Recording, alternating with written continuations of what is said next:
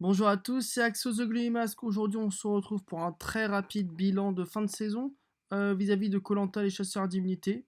Voilà, l'Euro commence, on a tranquillement la tête au football. On va plus trop s'attarder sur koh mais je voulais quand même y revenir hein, assez rapidement sur cette saison parce qu'il y avait quand même quelques petites choses à dire et c'était relativement intéressant.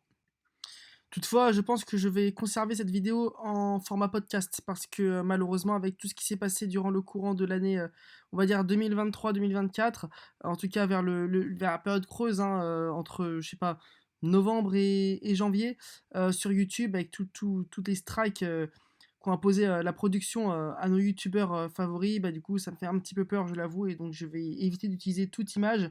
Je suis pas assez informé sur qu'est-ce qui pourrait me faire prendre un strike ou non. J'ai pas eu tout envie de perdre mon compte YouTube. Du coup, voilà, je vais un petit peu rester en format podcast et être assez synthétique d'ailleurs dans ce, dans ce bilan final. Déjà, mon investissement dans la saison n'a pas été au maximum. Bon, j'ai quand même regardé tous les épisodes, sauf l'épisode 2. Ça m'est déjà arrivé hein, pour quelques saisons de des fois rater un épisode que j'ai même pas rattrapé. Mais bon, j'ai quand même regardé tous les épisodes, mais on va dire que j'étais un petit peu moins à fond comme j'aurais pu l'être, je dirais, pour le feu sacré. Voilà, j'avais plus le même niveau d'attention dans la saison que lors de koh les armes secrètes. C'est-à-dire, voilà, j'ai suivi tous les épisodes, j'ai suivi tout lors des éliminés, connais quand même le schéma de la saison, mais j'étais pas en mode chaque matin, enfin chaque jour en replay, ouais, j'ai trop envie de regarder l'épisode et tout. Parfois, je faisais même traîner ça jusqu'au vendredi matin. C'est pour dire. Déjà, j'aimerais toucher un mot sur le twist. Oh, bon, les chasseurs divinités, j'avoue que, comme beaucoup, ça m'a fait un petit peu peur quand j'ai vu que ça allait être la pluie de colliers, les colliers à foison, etc.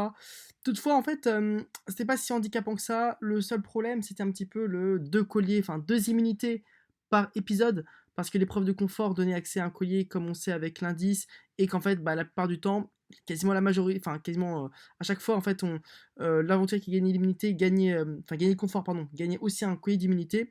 Donc ça faisait deux immunités. Euh, donc notamment le collier, il y avait toujours cette petite incertitude, est-ce qu'il l'a trouvé ou non? Est-ce que l'indice a été suffisamment explicatif ou non? C'était ça un petit peu l'enjeu plus qu'autre chose, plus que la façon dont il va jouer le collier, c'était est-ce qu'il l'a trouvé ou non? Parfois les indices étaient sympas, parfois un petit peu plus obvious et la chasse pas forcément intéressante. Euh, Toutefois, bon, le twist n'était pas si horrible que ça. Je vais pas dire que je le défendrais, je vais pas dire que non plus, comment dire, un collier par épisode minimum, c'était la meilleure chose du monde, mais c'est vrai que les colliers n'ont pas non plus tué la saison, beaucoup ont été joués à blanc, il faut le dire, mais quelques petites stratégies ont pu être faites, et c'était pas inintéressant non plus. Donc voilà, c'est juste qu'en fait, ça nous retire un petit peu la phase de recherche complète de collier, c'est-à-dire l'aventurier va en forêt et ne sait pas s'il va revenir avec un collier à la fin puisqu'il n'a aucun indice. Là, c'était vraiment, voilà, on sait qu'il a l'indice, s'il est particulièrement motivé et en danger, il va forcément trouver son collier. Donc ça faisait un petit peu de remplissage d'épisode. Mais bon, c'était pas si inintéressant que ça, mais c'est pas un twist all-time. Mieux que les armes secrètes, et par exemple, moins bien à titre personnel que le totem maudit qui apportait quand même plus de nouveautés. D'ailleurs, c'est un peu dommage ça, que les candidats ne savent plus trop faire de stratégie sans collier. Ah, à l'époque, ça se faisait clairement, hein. C'est dommage. Bon, alors, la première, je n'a pas été des plus transcendantes non plus. Bah, un petit peu, en fin de compte, à l'image du totem maudit, hein. Je dis pas que ça s'est forcément énormément accéléré après la merge, mais je trouve quand même qu'il y a eu un écart hein, de niveau et d'intérêt porté à la saison entre les deux parties distinctes de koh les chasseurs d'immunité. Bon, c'est toujours mieux que les armes secrètes, où du coup, bah, c'était un peu l'inverse. Bon, si on a les candidats pré-merge éliminés, je pense que j'ai pas grand monde qui m'a marqué. Nathalie, comme beaucoup de gens, pas mal l'appréciait. C'est dommage un petit peu l'épreuve éliminatoire. Et, euh, et sinon, bon, Sarah pouvait énerver. Moi, c'était un personnage que j'appréciais également. J'ai vu que notamment Yabei, il avait mis en winner pick. Voilà, après, pas forcément de retour. Voilà, on n'a pas un Aurélien, par exemple, ou autre qui pourrait revenir pour les saisons à venir. Donc, ou un Rudy, voilà, j'ai ça tout hasard, un gros candidat éliminé pré-merge. Je pense pas non plus que notre ami William soit un grand nom pour l'avenir de Colanta. Donc pas de gros candidats éliminés pré-merge. Alors forcément, quand tu es éliminé pré-merge, tu as moins le temps de prouver, donc moins le temps d'être marquant. Mais bah, certains l'ont bien fait, hein, même en étant éliminé first boot. Donc non, rien à signaler réellement côté pré-merge. Toutefois, je voulais peut-être rappeler, si c'est dans le twist aussi, il faut vraiment arrêter le retour des candidats, enfin l'arrivée de 2 candidats supplémentaires. Bon déjà, c'est un peu stressant dans le schéma de saison qu'on se fait, c'est-à-dire dans l'ordre des éliminés. Moi j'aime bien quand il y a 16 candidats, 16 du début à la fin. Hem, Là, on a 2 candidats qui arrivent, donc après l'épisode 1 l'épisode 2, ça les met un peu, entre guillemets, soit sur un pédestal ou au moins ça leur accorde un statut particulier. Pour moi, ça a jamais été véritablement bien fait. Preuve en est avec notre chère finaliste Lucie, des Armes Secrètes. Encore une fois, je parle un petit peu trop de cette saison, mais voilà, moi, la seule fois où ça a été particulièrement bien intégré, c'était à Koh Cambodge, mais c'était dans une saison, d'intégrale nouveauté avec 3 équipes, non seulement 3 équipes, mais en plus donc 3 apports qui avaient un petit background, il y avait une, comment dire, il y avait une petite histoire par rapport à ces 3 personnages-là, en plus qui étaient 3 quand même bons aventuriers.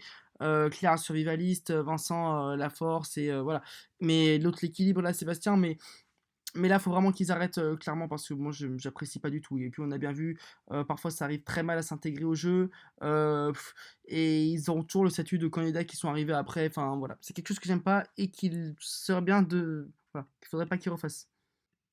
Par rapport au reste des candidats, bon, bah, clairement, par rapport au schéma de saison, on peut dire que quand même 2 candidats ont pas mal joué. C'est peu dire, hein, entre Meissa et Amri, voilà, l'alliance qui s'est créée entre les deux. Jamais dans l'histoire de koh on avait eu autant une sorte de partie de ping-pong entre deux acolytes qui avaient vraiment tenu d'une main de maître bah, l'ordre des éliminés. Franchement, j'adorais ce côté rouge-jaune qui saute.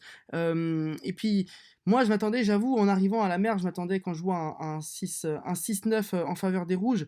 Bon, je m'attendais à un packaging déguisé. Vous savez, le genre de packaging qu'on a dans les saisons récentes, où c'est pas un packaging pur et dur. On va pas se retrouver à 9-0 au bout de 6 épisodes. Mais bon, on sait très bien qu'il y en a un qui va sauter au binôme, un rouge qui va sauter au binôme ou un rouge qui va sauter par-ci par-là. Mais j'attendais quand même à ce qu'on se retrouve avec 4 des 5 finalistes voilà, en mode rouge, un peu comme koh Malaisie. Mais en fin de compte, ça n'aura pas du tout été le cas et puis ça s'est retrouvé, bah, du coup en 3v2 à la finale et ça, c'est incroyable pour les jeunes en plus. Donc non, ça, c'était hyper intéressant à suivre. Voilà, ce «renversement» entre guillemets, et puis bon, une seule élimination sur abandon médical aussi, c'est cool pour un en plus, qui plus est, un personnage assez lisse, de la saison. Bon après, je pense que voilà, les gros points iront à Amri et iront à Mesa. Voilà, j'ai adoré leur entente immédiate, leur entente sincère et le fait que ces 2 individus souhaitaient réellement jouer.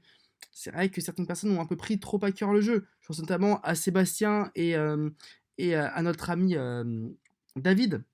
Voilà, ce sont pas des le genre de profils que je retiendrai particulièrement parce qu'il faut quand même savoir, délier, jeu et réalité et c'est vrai que c'est un peu compliqué, hein, forcément, mais on a vu que des personnages comme Megan l'ont très bien fait. Megan qui, après coup, aura été, je pense, son aventurière préférée de la saison. Je pense que c'était ma top 1 du point de vue où, moi j'adore les candidats, à l'aise face cam, qui ont une bonne éloquence, une bonne expression et qui expliquent bien, qui arrivent du mieux qu'ils peuvent à analyser la situation qu'ils ont en face d'eux. Megan répondait parfaitement à ces critères, un peu comme Clémence la saison dernière. Et puis voilà, on avait des passages aussi comme Pauline, comme Julie, qui se sont plus ou moins révélés au fur et à mesure de la saison, auxquels j'ai pas forcément accroché d'entrée de jeu, mais que j'ai apprécié voir évoluer. Et puis voilà, bon, forcément, on a très peu eu, là, dans les saisons récentes, une telle domination d'un personnage, une telle domination d'un caractère qui prenait autant le lead, notamment bah, en face cam, notamment dans l'existence même de la saison. Voilà, Amri aura été vraiment la personnalité forte de koh et Chasseur d'Immunité. Et ça fait très plaisir. Un mot sur la gagnante désormais, une très bonne gagnante, enfin très bonne, une bonne gagnante. Elle a été comparée récemment à Christelle, encore une fois, je suis très d'accord. Nous avons un petit peu le même type de profil qui a su se mettre en retrait des apports stratégiques pour avoir un jury management excellent. On l'a bien vu avec toutes les éloges dont elle a pu avoir, enfin qu'elle a reçu notamment au jury final. C'est très bien qu'elle ait gagné, je suis contente. Après, voilà, moi j'aime bien les victoires un peu surprises. C'est vrai que la victoire de Maud est sûrement l'une de mes victoires préférées parce qu'on ne l'attendait pas venir. Et pour le coup, là, Léa, dès le F6, F7, ça se sentait un peu gros comme une maison, mais fallait gagner le poteau, fallait être clutch au bon moment, fallait toujours passer l'orientation.